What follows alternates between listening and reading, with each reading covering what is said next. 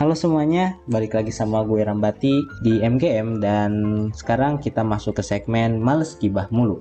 Jadi hari ini gue mau ngebahas soal konsep dan teori waktu yang ada di film Avengers Endgame. Sebenarnya ini udah lama banget ya, udah dari tahun 2019 banyak orang yang ngedebatin soal konsep waktu yang ada di Endgame ini. But kalian yang belum tahu, Endgame itu bikin konsep waktu yang disebut time heist, pencurian waktu lah ibaratnya. Nah, di Endgame itu, misal kita ada di masa sekarang. Ini masa sekarang, terus kita pergi ke masa lalu. Masa lalu ini, ketika kita ngelakuin sesuatu di sini, masa sekarang nggak akan terjadi apa-apa. Masa sekarang justru jadi masa lalunya kita saat kita ada di masa lalu ini, dan masa lalu ini bakal jadi masa sekarang gitu.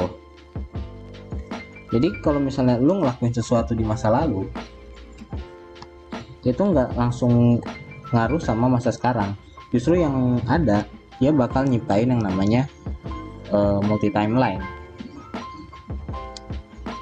Dia bakal nyiptain timeline baru yang itu tuh nggak akan berpengaruh sama masa sekarang.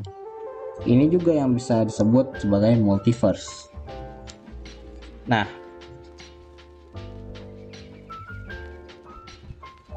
seperti yang kita tahu di Endgame, ini kan Avengers pada kembali ke masa lalu kan ya.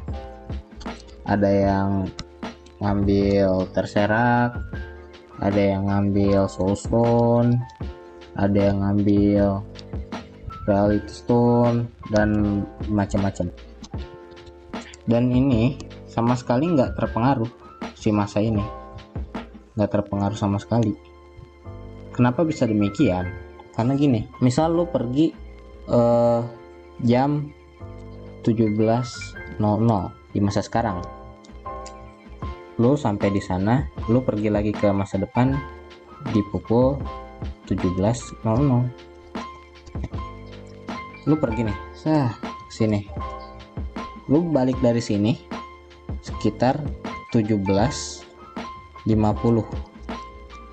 Pas lu pulang ke sini, lu kembali ke waktu yang sama di 17.00. Yang mana ini bikin gak ada yang berubah di masa ini gitu.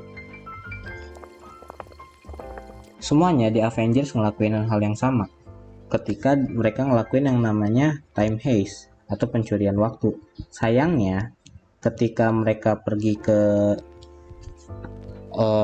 timelinenya Avengers pertama buat ngambil Tesseract, ada kejadian yang gak diduga, yang mana si Loki bawa Tesseract ini kabur, dan ini nyiptain yang namanya multiverse, yang ini bakal dijadiin sebagai series Disney Plus nanti.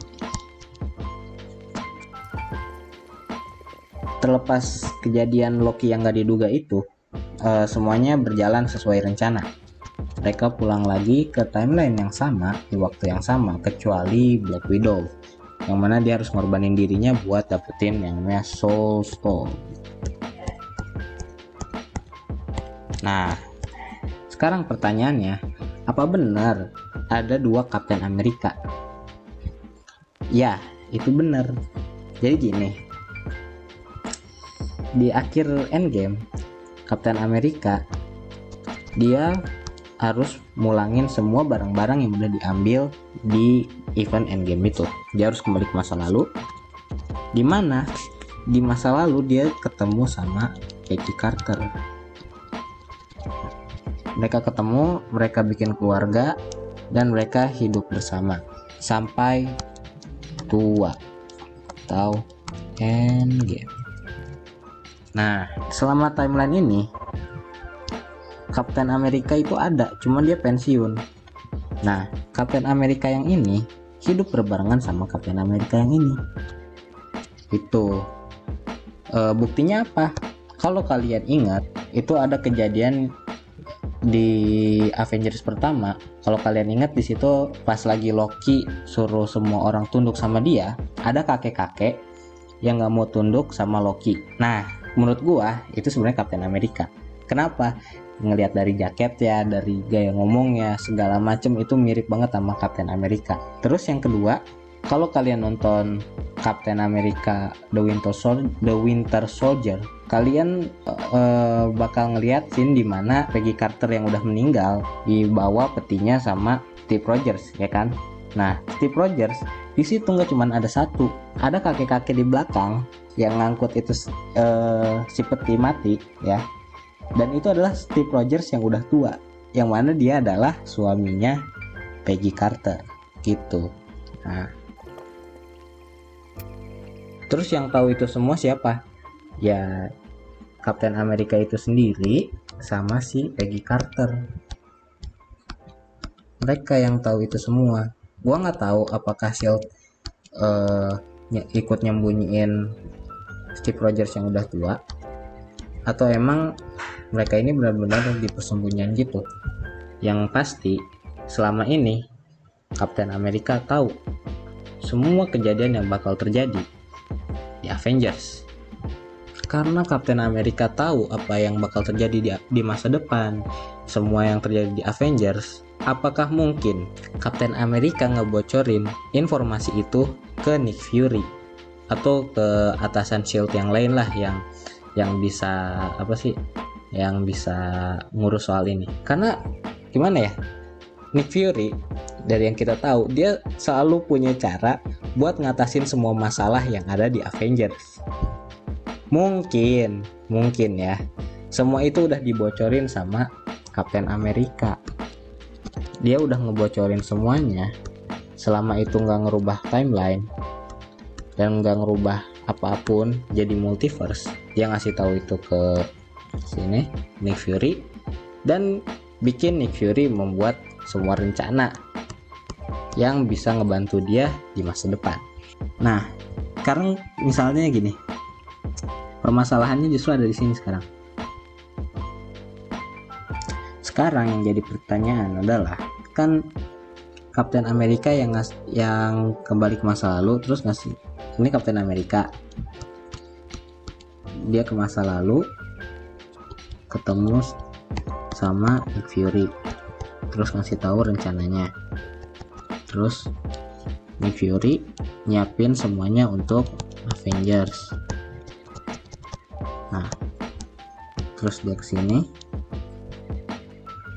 dengan membawa si rencana punya Captain America tadi, yang dikasih tau Captain America tadi. Terus ada di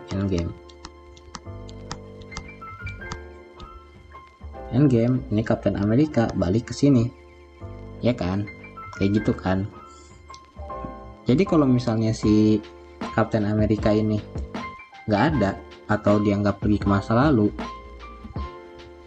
Nick Fury nggak bakal tahu apa yang terjadi di masa depan, dan dia nggak bikin rencana untuk Avengers di masa depan, yang mana Endgame ini bakal jadi kekalahan, atau mungkin bisa jadi menang, cuman nggak akan kayak gini. Kalau dia kalah, berarti kan kalau misalnya si Nick Fury ini nggak tahu rencana dari Steve Rogers sebagai Captain America, berarti kan semua rencana ini nggak ada nih. Rencana ini nggak ada. Endgame udah pasti berubah, entah itu kalah atau menang. Jadi pertanyaannya, yang